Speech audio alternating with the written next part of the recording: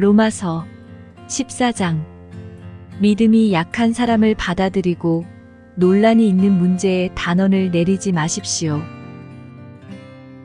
자기가 가지고 있는 믿음에 따라 모든 음식을 먹는 사람이 있지만 믿음이 약하여 채소만 먹는 사람도 있습니다.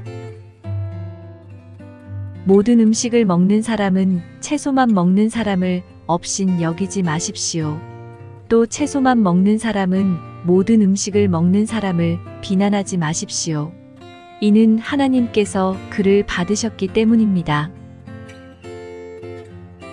여러분이 누구이기에 남의 종을 판단하십니까?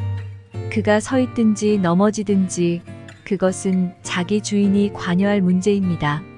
종이 서 있게 된다면 그것은 주님께서 그를 서게 할 수 있기 때문입니다.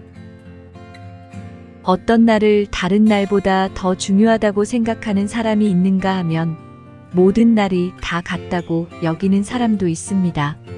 이럴 경우 사람마다 자기 마음에 확신이 있어야 합니다. 어떤 날을 더 중요하게 여기는 사람도 주님을 위해 그런 생각을 하는 것이고 어떤 음식이나 다 먹는 사람도 주님을 위해 먹는 것입니다.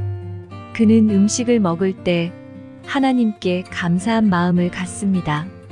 음식을 가려 먹는 사람도 주님을 위해 그리하며 그 사람도 하나님께 감사한 마음을 가집니다.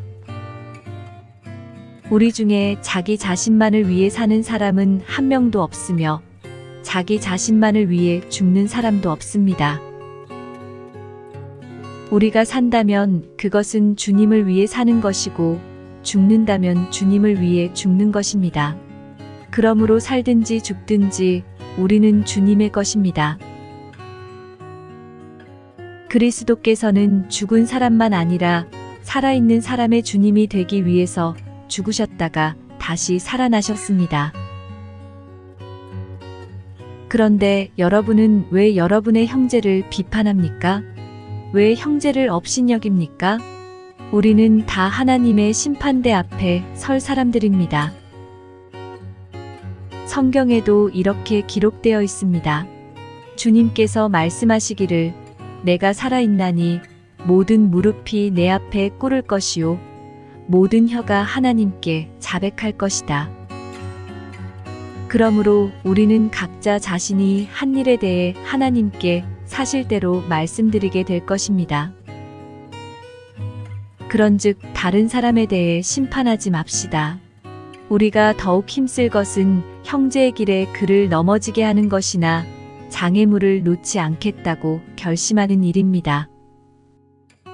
내가 주 예수님 안에 있는 사람으로서 확신하기로는 그 자체로 부정한 음식은 하나도 없습니다. 어떤 음식이 부정하다고 믿는 사람이 있다면 그 사람에게는 그 음식이 부정한 것입니다. 음식 문제로 여러분의 형제가 상처를 받았다면 여러분은 사랑으로 행동한 것이 아닙니다. 그리스도께서 대신해서 죽으신 그 형제를 음식 문제로 망하게 하지 마십시오. 그러므로 여러분이 옳다고 생각해서 하는 것이 오히려 비난의 대상이 되지 않게 하십시오. 하나님의 나라는 먹는 일이나 마시는 일이 아니라 성령 안에서 누리는 의와 평강과 기쁨입니다. 이런 마음으로 그리스도를 섬기는 사람은 하나님을 기쁘시게 하고 사람들에게도 인정을 받습니다. 그러므로 우리 모두 화평함을 이루는 일과 서로 덕을 세우는 일에 힘씁시다. 음식 문제로 하나님의 일을 무너뜨리지 않도록 합시다. 음식은 다 깨끗한 것이지만 어떤 음식을 먹은 것이 다른 사람을 넘어지게 한다면 그것을 먹는 것은 그 사람에게 좋지 못한 것입니다.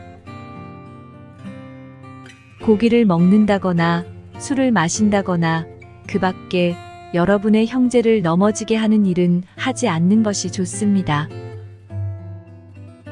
여러분에게 어떤 신념이 있다면 그것은 여러분과 하나님 사이의 일로만 간직해 두십시오.